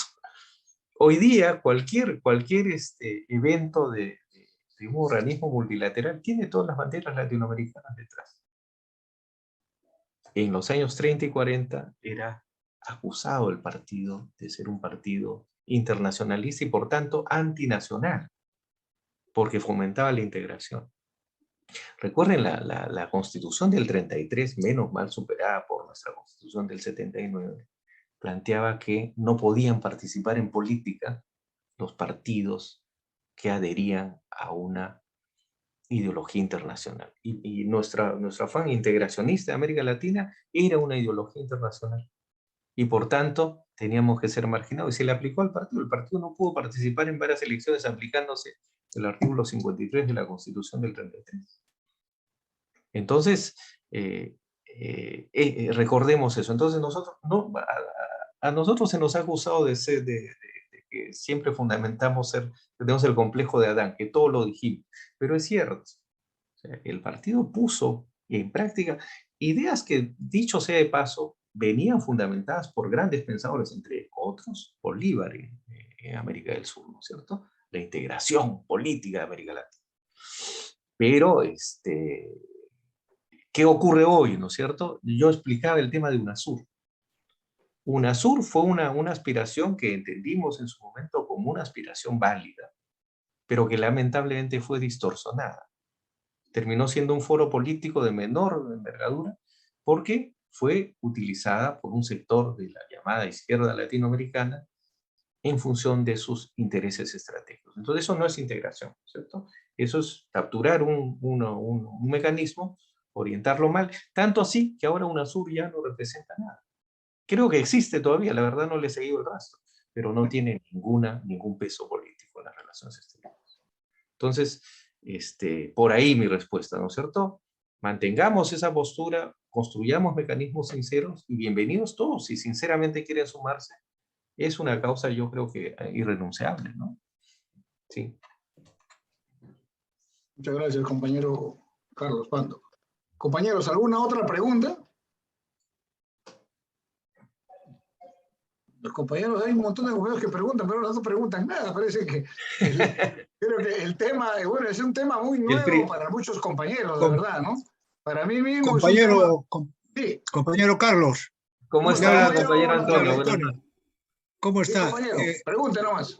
Solamente a ver si recuerda el compañero, ¿cómo fue la intervención de el APRA, Víctor Raúl de la Torre, en Cuba cuando funda el Partido del Pueblo con Eduardo Chivas? A ver si nos refiere algo, compañero, le agradecería mucho. Ya, sí, mire, el tema cubano para Haya es un tema muy caro, muy importante, ¿no es cierto? Recuerde usted incluso el debate con Mella, ¿no es cierto?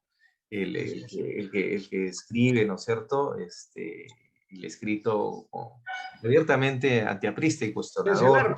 ¿Qué es el ARPA? Es el ARPA, ¿no? Y que Haya justamente contesta, ¿no es cierto?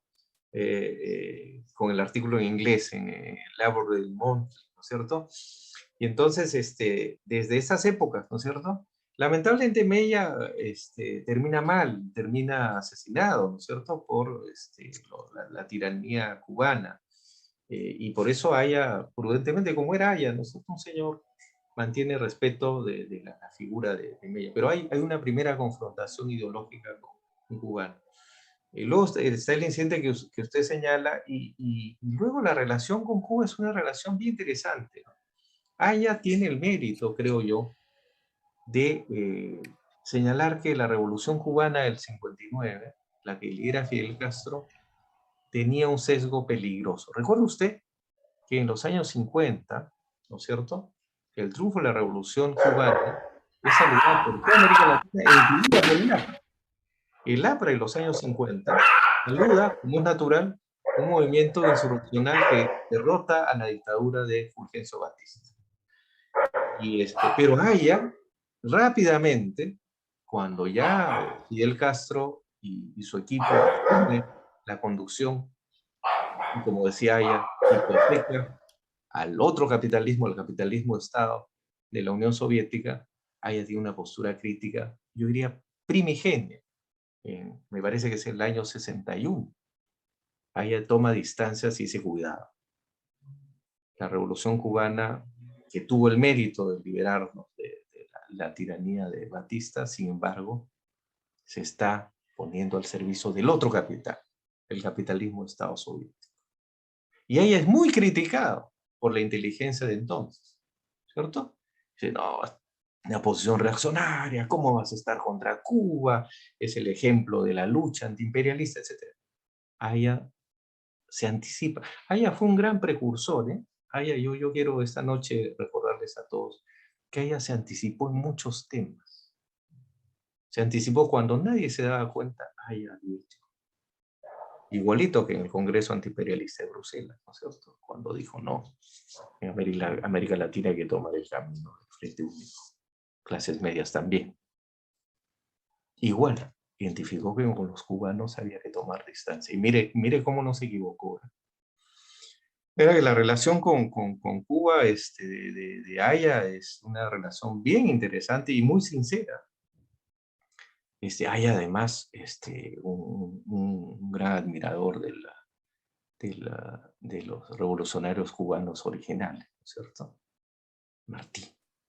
Entonces, sin duda hay una relación cara entre Haya y Cuba, ¿no? Pero contradictoria también, con esas contradicciones. Gracias, gracias. Carlos, vamos terminando. ¿Cómo vamos? Sí, ¿hay alguna otra pregunta, compañeros, para que no se queden en el tintero las cosas? Yo quisiera también decirte lo siguiente. Allá en Cuba todavía se encuentra en pie el local donde Haya de la Torre y Antonio Mella fundaron la Universidad Popular Martí. Yo lo conozco porque fui ahí, ¿no? Muy interesante ese proceso, ¿no? Bueno, no es mi conferencia, pero muy interesante la relación que había en ese momento con Mella, que era su amigo, y que se rompe todo a partir, como tú dices, a partir de Bruselas, ¿no? Entonces, pero mira, pero Mella, y hay que darle la valía, ¿no? Porque yo creo que hay que decir las cosas como son. Sí, claro. Mella también fue un revolucionario que se enfrentó a Haya, porque se alineó pues con el, ¿cómo se llama? La internacional, ¿no es cierto?, que ellos fomentaban. Haya pues rompió y por tanto tenía que ser objeto de la discrepancia, pero era un revolucionario y murió también en manos de las tiranías, ¿no es cierto? Por eso Haya fue respetuoso de su memoria finalmente, pero en su momento, en vida, fue confrontacional, Carlos. y aclaró y discrepó, ¿no? Sí. Compañero Carlos, sí, compañero. Diga usted, compañero. Solamente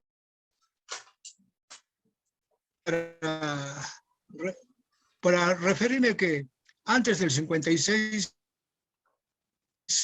Fidel Castro participado por el Partido Ortodoxo. Y el Partido Ortodoxo fue, le pusieron el nombre del Partido Ortodoxo al Partido del Pueblo, justamente por lo que decía el compañero, que a todos los partidos que eran internacionales los sacaban del mapa. Entonces, Chivas, que era el presidente del Partido del Pueblo, que era muy amigo del partido, con Haya la Torre, lo juntaron todo, es que Fidel Castro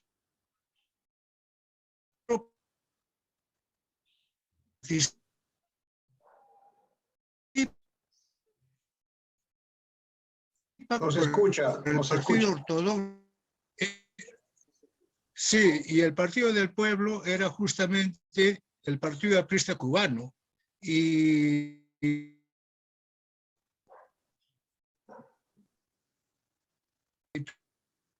Parece que el problema es su internet, compañero, hay inestabilidad. tuvimos ocasión de... Ya, compañeros, solamente quería aclarar eso. No se escucha Sí, no, muchas bien. gracias. Gracias. No, gracias a usted, compañero Antonio, nos está ilustrando, recordando algunos pasajes. Efectivamente, Gracias, yo solamente remarcar compañero Carlos. sí, remarcar al respecto que efectivamente, o sea, la idea aprista original era naturalmente construir partidos apristas en cada lugar de América Latina, donde fuera posible, ¿no es cierto? Y se tuvo relativo éxito en algunos lugares, como fue el caso de Cuba, ¿no es cierto? Partido aprista cubano, en algunos otros lugares de Centroamérica también. Otros no se consolidaron como partido aprista como tal, pero sí como Partido del Pueblo, o como otros movimientos en Ecuador, la izquierda democrática, etcétera, ¿no es cierto?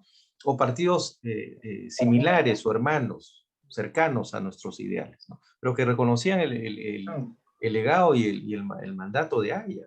Yo recuerdo mucho, ustedes deben recordar, cuando era presidente de Venezuela, Carlos Andrés Pérez de Acción Democrática, lo invitaron acá al sesquicentenario de la independencia del Perú. En 1971 era el gobierno militar de Velasco Alvarado, llegó como presidente de Venezuela. Y luego los honores de Estado, Carlos Andrés Pérez lo primero que pidió fue ir a visitar a Haya.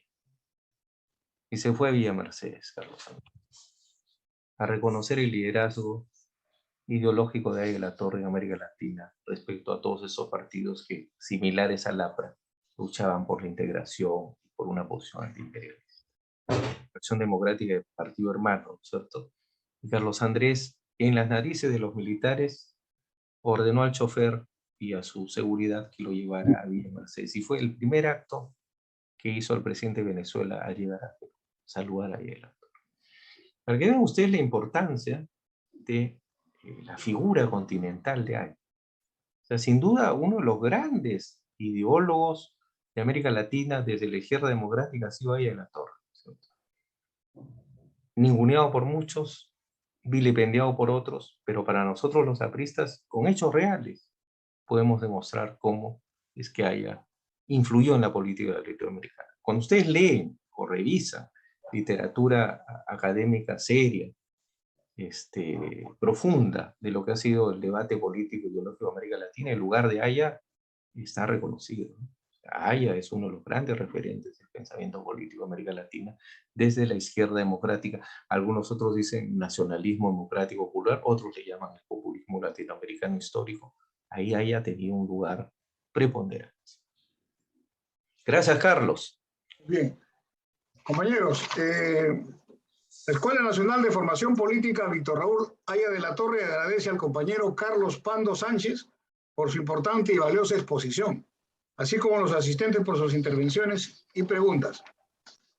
Finalmente, los invitamos a participar en la próxima conferencia virtual Haya de la Torre y la US-11, a realizarse el sábado 18 de junio del año en curso a horas 6 de la tarde, teniendo como invitado especial al compañero Luis Alberto Dawson Cupen. Los esperamos a todos, compañeros, y nos despedimos con el saludo característico de toda aprista. Compañero Víctor Raúl. Presente. Compañero Víctor Raúl. Presente. Compañero Víctor Raúl. Presente. Gracias, compañeros, y tengan un buen domingo. Saludos a todos, Gracias. compañeros Igual y manera. compañeras. Gracias. Hasta luego, compañero. gracias a todos por Hasta su luego, participación. gracias. Chao, Gracias, Carlos. Carlito, Hasta muchas gracias. luego. Hasta luego. Saludos, Gustavo. Hasta luego. Saludos, compañeros. Saludos a todos.